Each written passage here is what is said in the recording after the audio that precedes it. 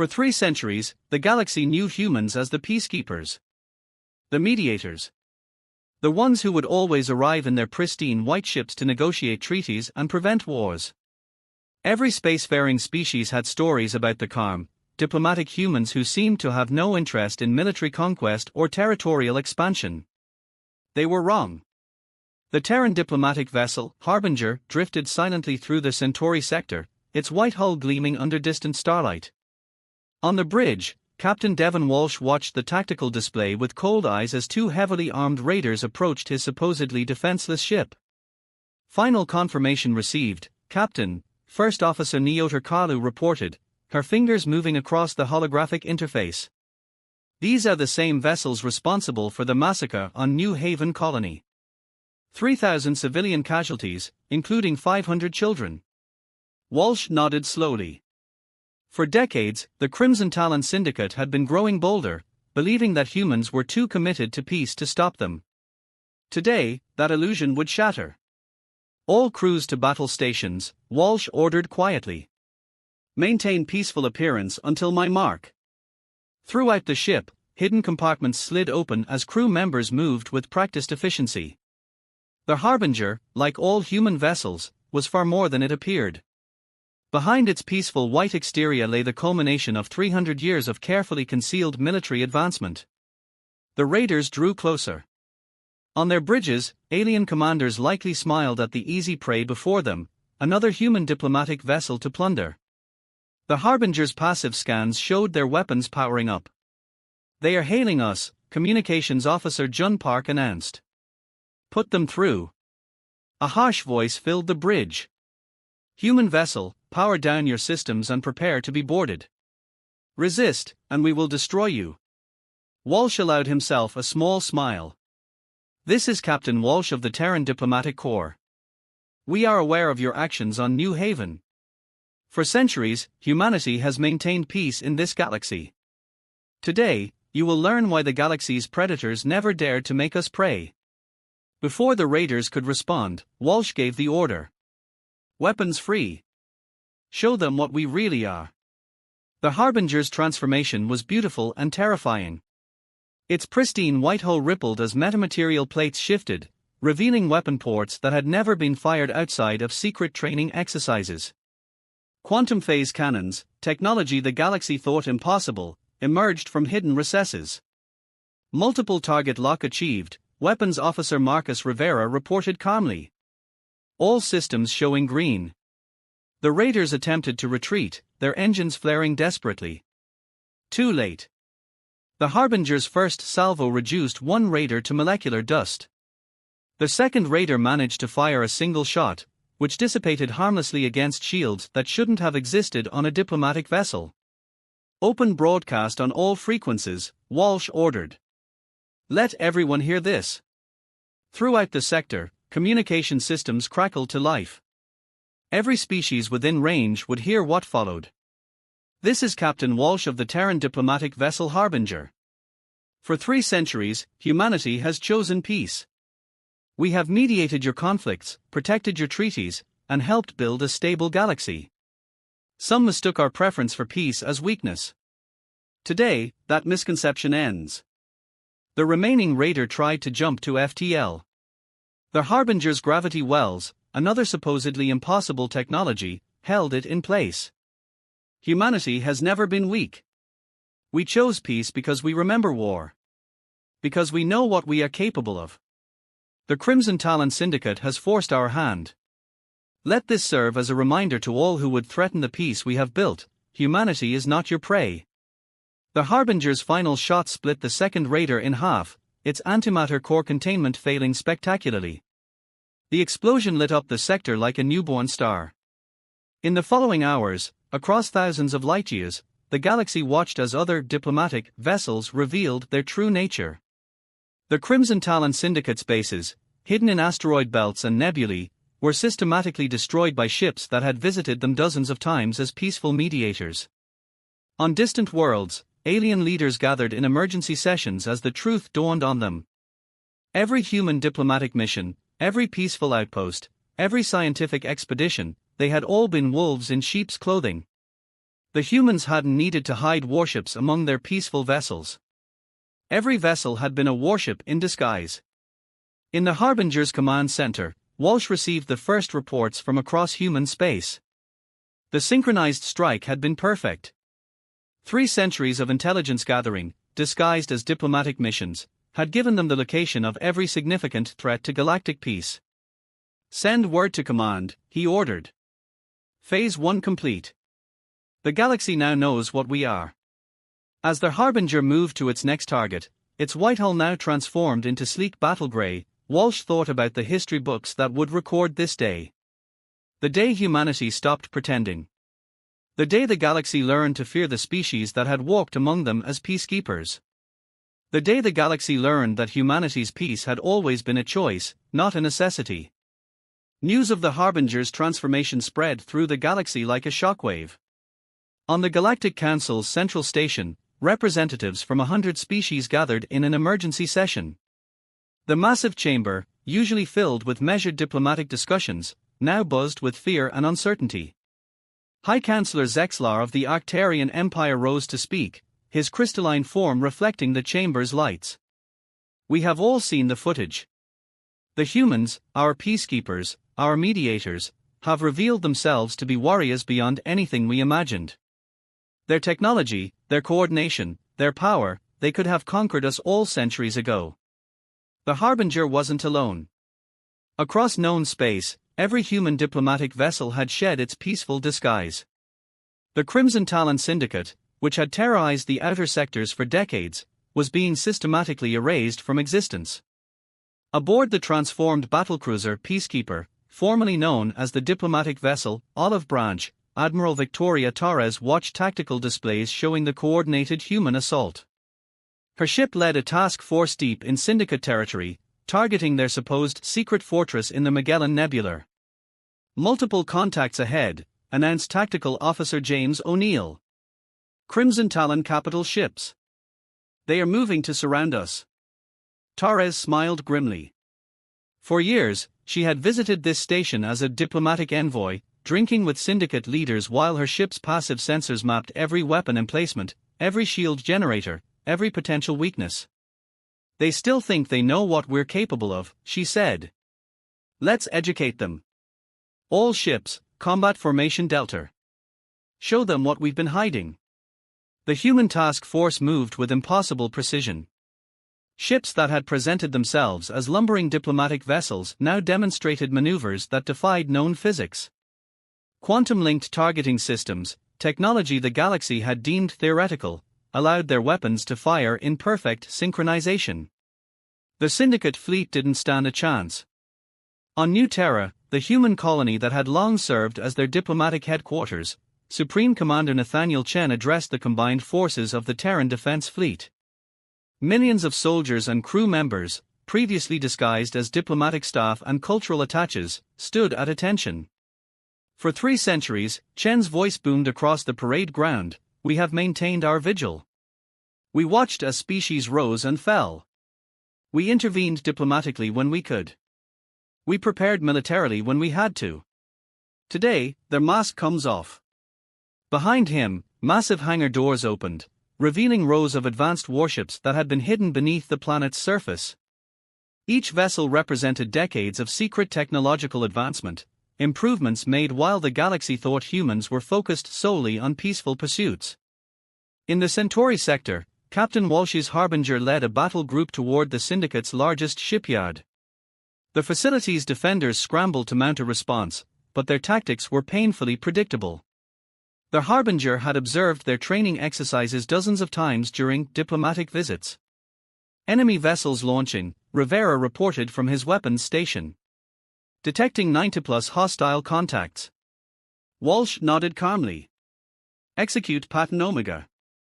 Let's show them why humanity chose peace, not because we had to, but because we knew the alternative too well. The Harbinger's battle group split into precise formations. Ships that had once carried diplomatic missions now unleashed weapons that the galaxy's best scientists had declared impossible. Quantum phase torpedoes bypassed shields as if they didn't exist. Gravity lance beams twisted space itself, turning the Syndicate's advanced defenses against them. On countless worlds, alien military leaders watched in horror as their strategic assessments of human capabilities were proven catastrophically wrong. The species they had classified as non-threatening now demonstrated combat effectiveness that surpassed their worst-case scenarios. The Harbinger's sensors detected a massive energy spike from the shipyard. "They are trying to scuttle the facility," Kalu reported. "Overloading their antimatter reactors." "Not today," Walsh replied. "Deploy the containment field." A shimmering bubble of controlled spacetime enveloped the entire shipyard complex. The attempted reactor detonation was contained, snuffed out like a candle in a vacuum. More impossible technology, perfected over centuries of secret development. As the battle ended, Walsh opened a channel to the surviving syndicate forces. "For 300 years, we've watched you prey on the weak. We intervened peacefully when we could, hoping you would change. You mistook our restraint for weakness. Today, you learned the truth. Humanity's peace was never about inability. It was about choice." The surrenders began within hours.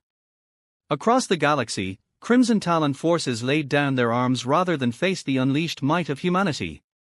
Species that had dismissed humans as passive observers now scrambled to reassess centuries of interaction. In the Galactic Council chamber, the representatives reached a sobering conclusion. Every human diplomatic mission had been a military reconnaissance. Every peace treaty they'd mediated had given them strategic intelligence. Every cultural exchange had been an opportunity to evaluate potential threats. The galaxy had thought it was watching humanity. Now they realized, humanity had been watching them all along. On the Harbinger's bridge, Walsh received a priority transmission from Supreme Command. The message was brief: Phase 2 authorized. Show them our full capability. Walsh turned to his crew, seeing the same determined expression on every face. They had trained their entire lives for this moment, maintaining the peaceful facade while honing themselves into the galaxy's most lethal fighting force. "Send word to all ships," he ordered. "The time for hiding is over. Let the galaxy see what humanity truly is." The Harbinger's engines flared as it led its battle group toward their next target. Behind them, the captured Syndicate shipyard stood as a testament to the new order emerging in the galaxy. The era of human restraint was over. The galaxy had learned to fear them. And this was only the beginning. The Galactic Archives would later mark this period as their 7 days of revelation, the week when humanity's true nature sent ripples of fear through every corner of known space. But on day 3, something unexpected happened that would change everything. The Kraxan Empire, believing humanity was distracted by their campaign against the Crimson Talon Syndicate, launched a surprise attack on 3 human diplomatic stations. They expected to find vulnerable targets. Instead, they found prepared warriors who had been waiting for this exact moment. Commander Rook Blackwood stood on the bridge of Station Alios, watching the Kraxan warships approach. Unlike Captain Walsh's dramatic revelation, Blackwood had different orders: show them exactly why humanity had been feared even in legend. "They are broadcasting their demands," Lieutenant Myra Patel reported, a hint of amusement in her voice. "They are offering us the chance to surrender." "Interesting choice," Blackwood mused, his dark eyes fixed on the tactical display. "Initiate Protocol Prometheus." Throughout the station, systems that had never been activated outside of classified simulations came online. The station's seemingly decorative crystalline spires began to pulse with energy that defied conventional physics. "Sir," Patel's voice held a note of pride, "the Artemis and Apollo stations report ready. The Kraxan fleet is within the convergence zone." Blackwood nodded. "Begin the demonstration." What happened next would be discussed in whispered tones across 1,000 worlds. The 3 human stations, positioned in a perfect triangular formation, generated a quantum resonance field that enveloped the entire Kraxan battle fleet.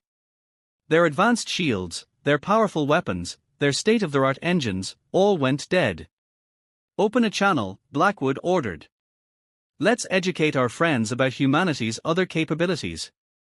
His message echoed across the disabled fleet, to the Kraxan Empire forces. "You believed we were vulnerable. You thought our focus on peaceful resolution meant we were unprepared for war.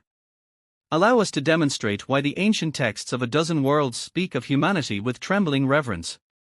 The station's energy field shifted, and suddenly every computer system on the Kraxan ships came under human control. Classified files, military databases, command codes, all of them now belonged to humanity. 3 centuries ago, Blackwood continued, we emerged from our civil wars having learned 2 crucial lessons. First, that peace was preferable to conflict. Second, that being peaceful did not mean being powerless. We chose to be peacekeepers not because we couldn't fight, but because we knew exactly how devastating we could be in war. In the Galactic Council chamber, the Kraxan representative watched in horror as detailed files about their planned conquest of 3 minor species appeared on every display screen. The humans hadn't just stopped their attack, they had exposed centuries of secret preparations for galactic domination.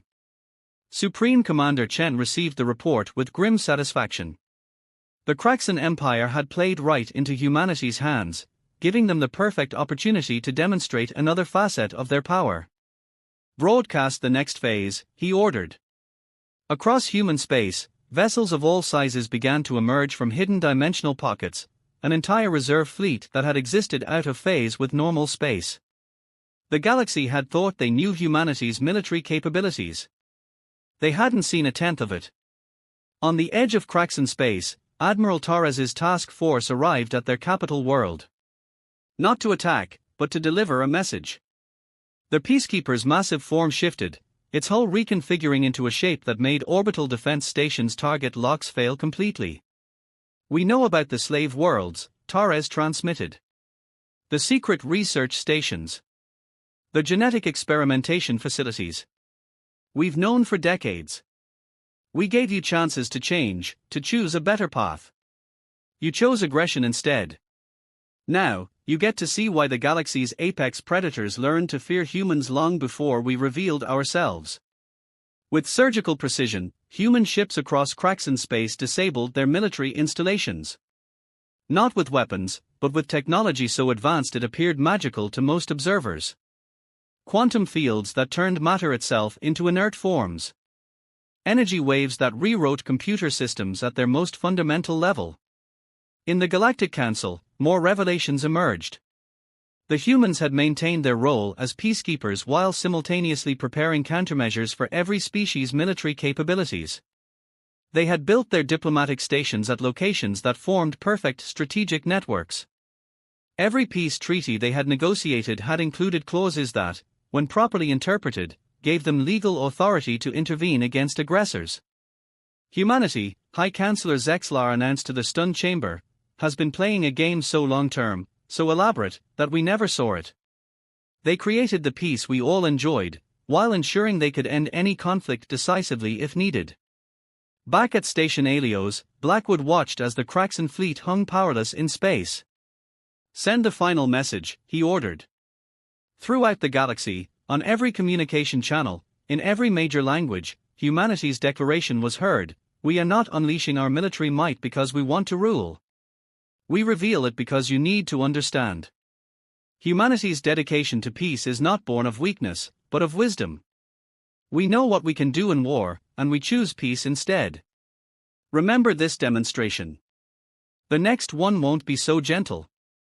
As the message faded, the Kraxan ship's power returned. Their fleet retreated in disarray, their military might revealed as insignificant compared to what humanity had hidden for centuries. The ripples of fear spreading through the galaxy turned into waves of terror as species after species realized the truth: they had never really known humanity at all. The peaceful diplomats had been warriors in disguise. Their helpful mediators had been military strategists gathering intelligence. The benevolent peacekeepers had been generals preparing for a war they hoped would never come. In his private quarters, Blackwood reviewed the day's reports. The Kraxan demonstration had served its purpose. The galaxy now understood that humanity's choice of peace over war wasn't about capability, it was about responsibility. Status report from all stations, he commanded. All systems nominal, Patel responded.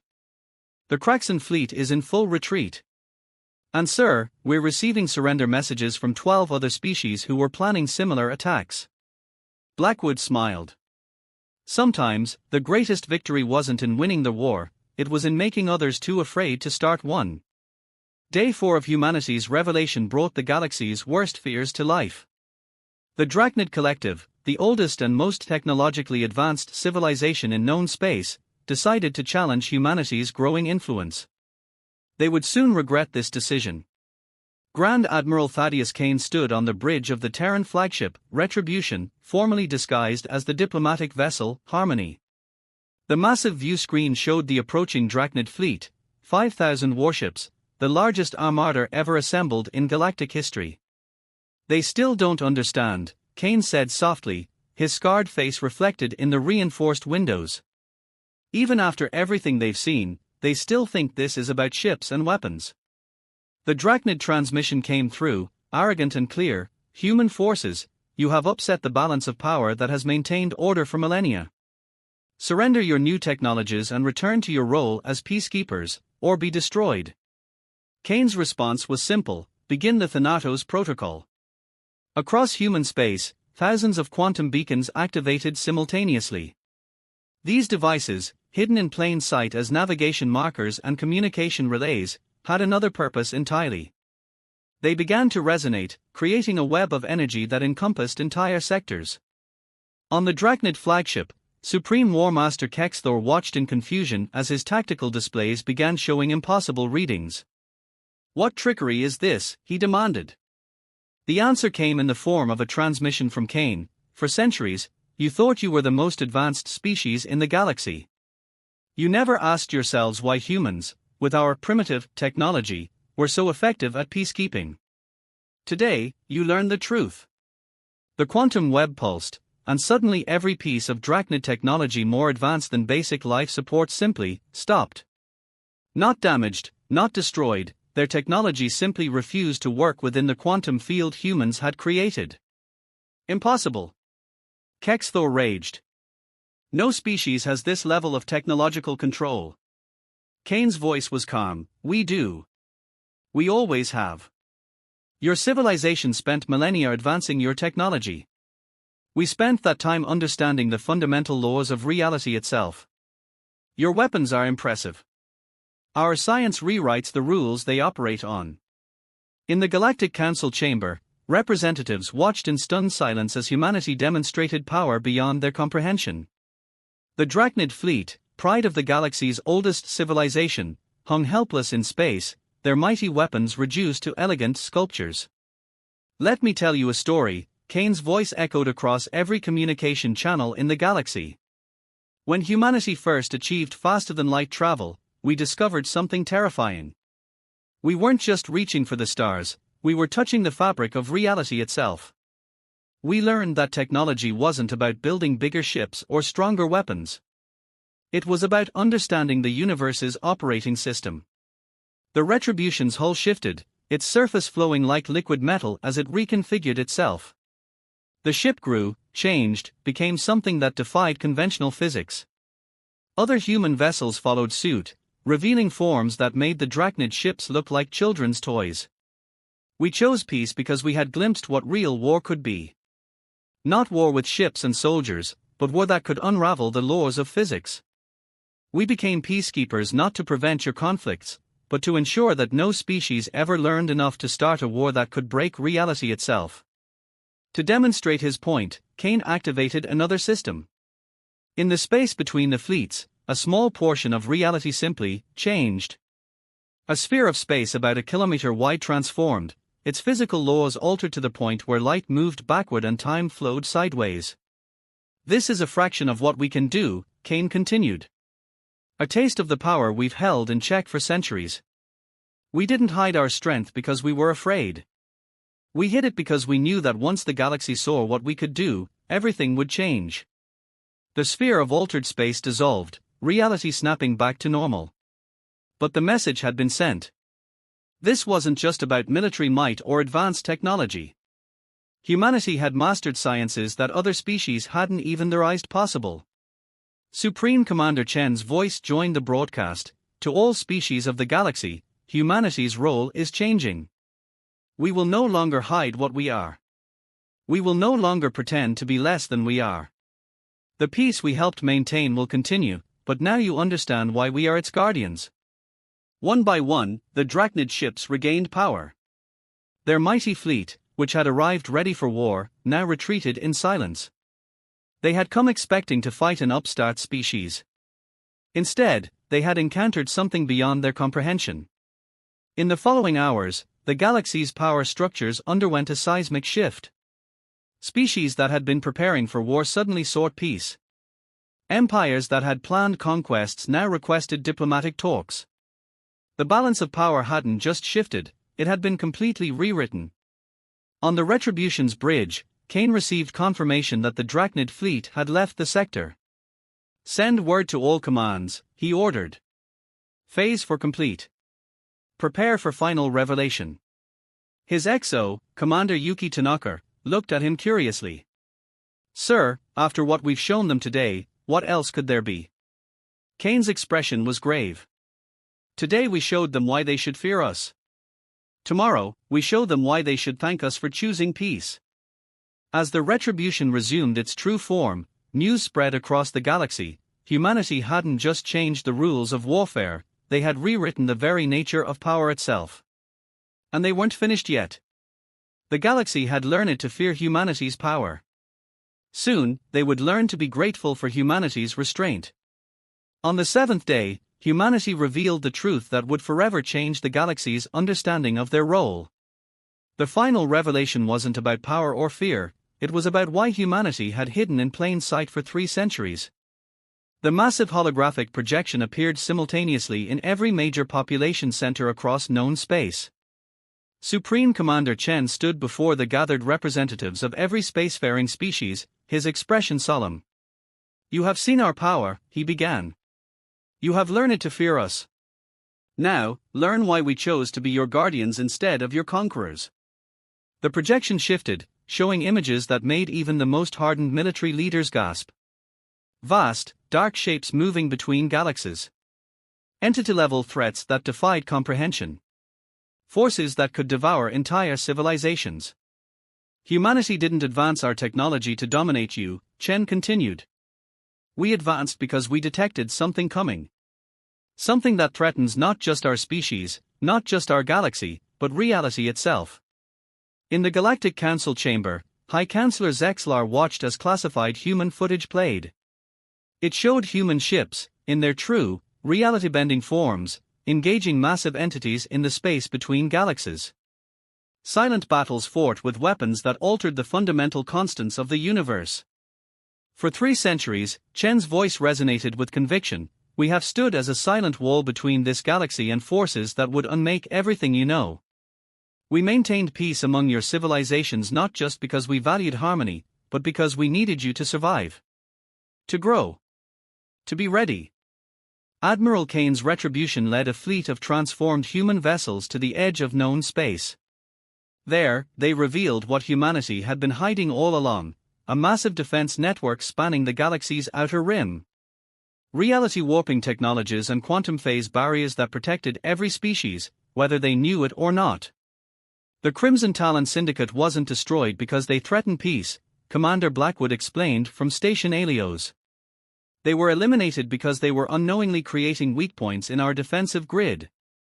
The Kraxan Empire wasn't humbled because they attacked us, but because their experiments with dimensional technology were attracting attention we fought for centuries to avoid. In deep space, Director Himiko Sato of the Terran Science Division activated a sequence that made the truth visible to all. The galaxy's spacetime lit up with evidence of countless battles, conflicts humanity had fought in secret while maintaining their peaceful facade. Each time you saw us negotiate peace, Sato explained, we were also reinforcing the barriers protecting your worlds. Every diplomatic mission strengthened the quantum shields around your systems. Every cultural exchange allowed us to upgrade your planet's defensive matrices, all without your knowledge, all without your fear. The Drachnid leadership, still reeling from their fleet's humiliation, watched as humanity revealed the true scope of their protection. Their mighty civilization had been saved dozens of times by human intervention, never knowing the threats they had been spared from. Supreme Commander Chen's final revelation shook the galaxy to its core. We reveal ourselves now because the threat is approaching. What we have fought in skirmishes for centuries now comes in force. We could face it alone, but we choose not to. We choose to stand together. The holographic display showed the full might of human military power, ships that could rewrite physics, weapons that could redirect entropy, defenses that could stop time itself. But more importantly, it showed how these tools could be shared, taught, used to protect all sentient life. You learn to fear us, Chen said, his voice carrying to every corner of known space. Now learn to work with us.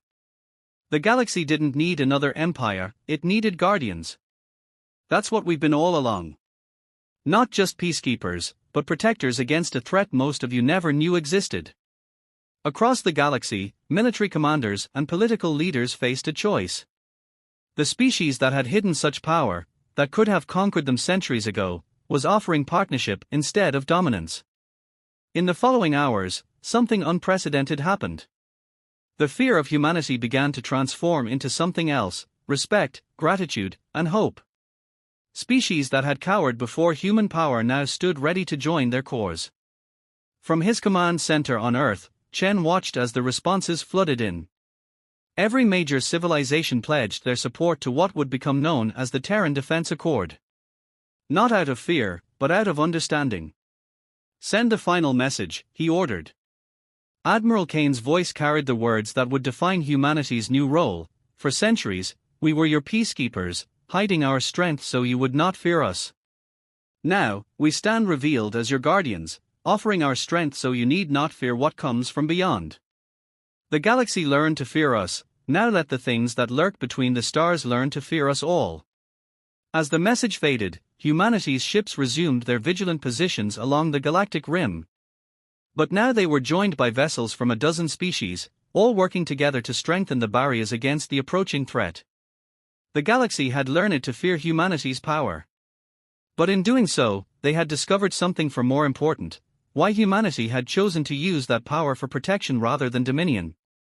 In the end, the greatest revelation wasn't that humanity could inspire fear, it was that they had endured being feared, misunderstood, and underestimated for centuries, all to protect a galaxy that never knew it needed protecting. The age of hidden guardians was over. The era of united defense had begun.